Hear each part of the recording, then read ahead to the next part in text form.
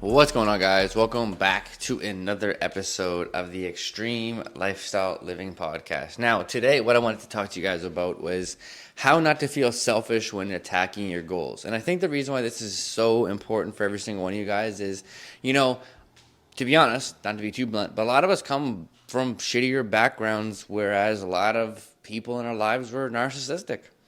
A lot of people in our lives didn't necessarily go out of their way to make sure we weren't the priority in things, but we were just caught up in some cycles of some shitty family matters where mom, dad, aunts, uncles, grandparents were just maybe narcissistic, selfish, and didn't really care for the betterment of our personal lives. And every single family has their own degree of metrics that are not quote unquote good or healthy and things like that. So the biggest thing about not feeling selfish about attacking your goals and everything I'm about to get into, it's very subjective to how you feel about your family.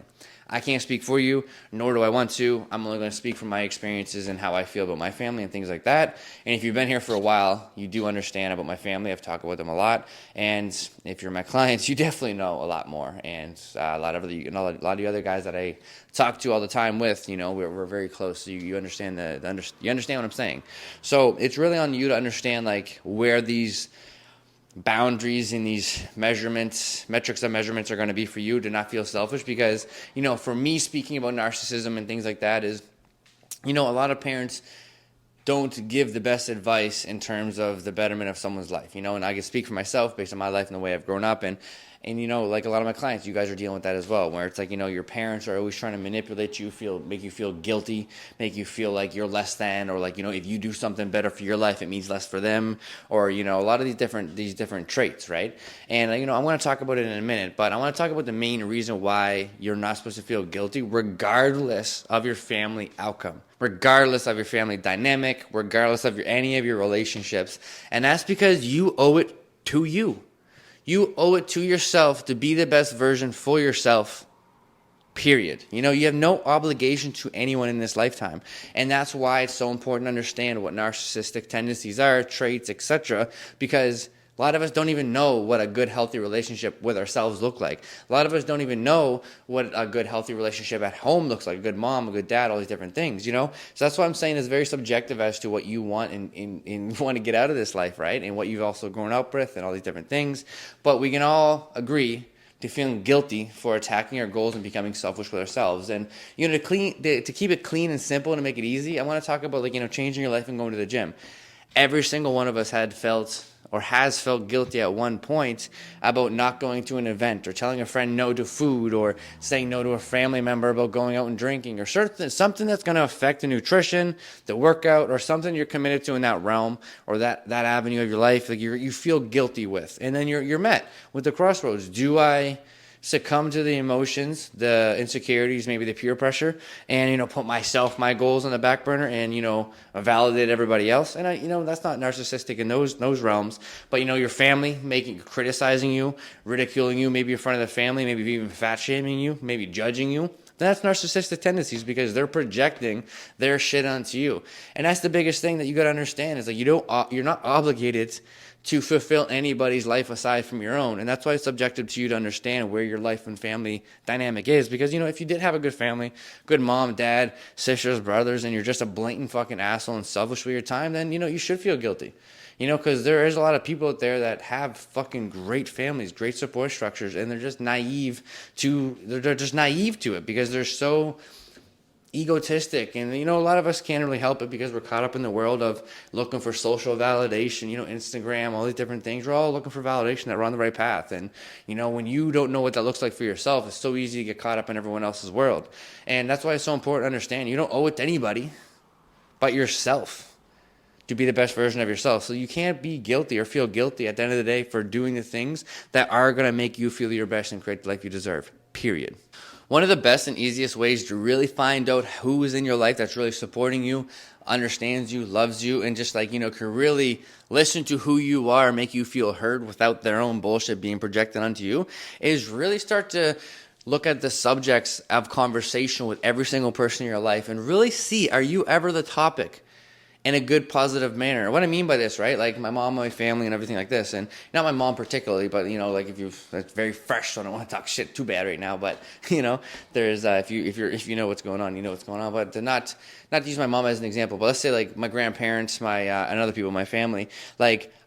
When I started to learn narcissistic tendencies and started to learn about the subject of conversation and not reacting to my emotions in them, I started to realize I'm turning 30 this year. And there was never a part of my life that was asked genuinely from a standpoint of genuine care. On the back end, it was always an intent for something at play. And when you start to realize the tone in all these different conversations that your actual betterment of who you are as a person isn't even the subject or worry to these people, why the fuck do you feel guilty?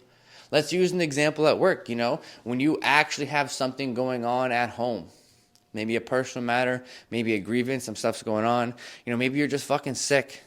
And you feel guilty for not going to work. You feel guilty for all these different things. And, you create this story. And this is, again, on you, subjective, right? On you to make sure you're not creating all this bullshit in your life and, like, just being a victim and then feeling guilty. But it's like the people that don't actually genuinely ask how you're doing or what the personal matters are the ones that, like, when you go ghost, like, the people that actually reach out. Those are the ones that are hearing you. They're seeing you. You know what I mean? And I think that's the biggest thing is like a lot of us are caught up in one-sided relationships. So when you can really start to read between the lines, the silver lining of knowing that like what's really about you, and it's not about being selfish and you'd be like, hey, everything in this group got to be about me.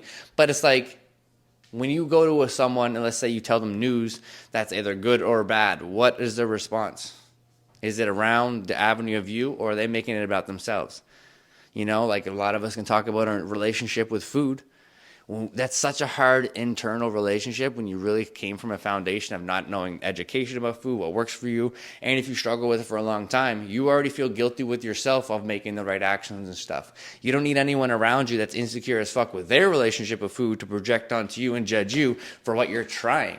And that's an easy example right there when you decide to talk to people how you're changing your healthy habits. And do they talk to you and conversate with you about the habits and like, hey, why are you doing this? Oh, okay, that makes sense. Like, well, what does that pertain to you? Oh, okay. And what's your goal with this? Oh, that's cool. That's fantastic. Like, I think that's cool that you want to lose 5 to 10 pounds and, you struggle with this, that. That's cool. You struggle, but, conversating with you and understanding what the fuck the conversation is about in terms of you. Not, oh, that would never work for me. Yeah, man, no, that. It's all. It's like it's just removing you out of the conversation.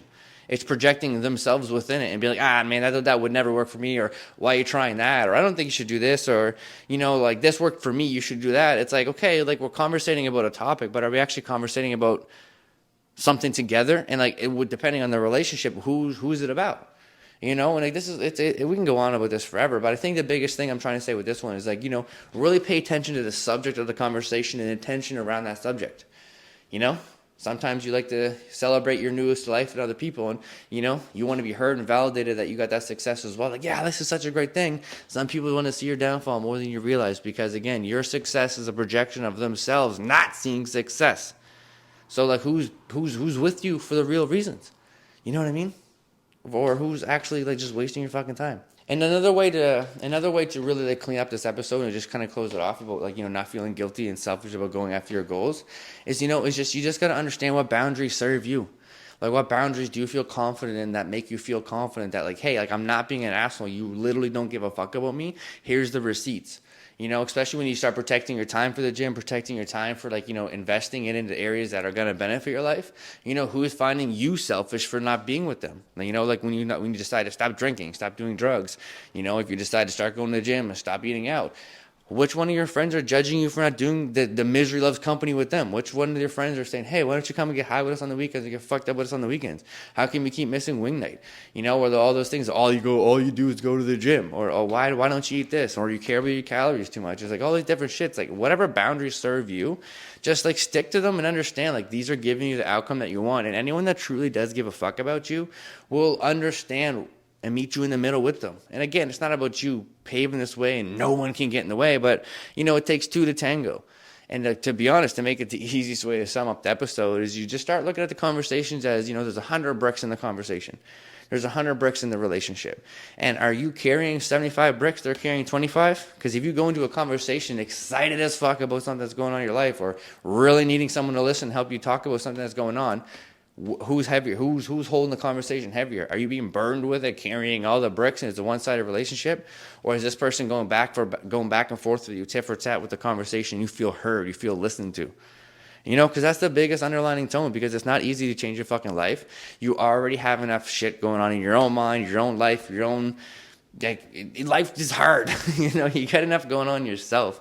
So you don't need anyone else being an anchor in your life, bringing you down with their baggage, throwing it on your back, So to wrap up the episode is, don't feel fucking selfish for being the best version of yourself, and be unapologetic about it. There will be times in your life that are hard as fuck where people don't understand you. You feel alone, but I can promise you, if you stay committed, there will be days that you just transcend higher than you've ever thought, mentally, physically, emotionally, spiritually, every avenue, and you will get those signs of validation, more signs of hope, and then one day you'll look back and be like, holy fuck, look where my life was at. And then again, if you've been here for a while, I'm big on the affirmation of, yeah, sure, maybe we're not where we want to be yet today, but look how fucking far we've come, and that's what matters. Have a blessed fucking week, guys. Let's fucking go. I'm a man of God, but you bet me in that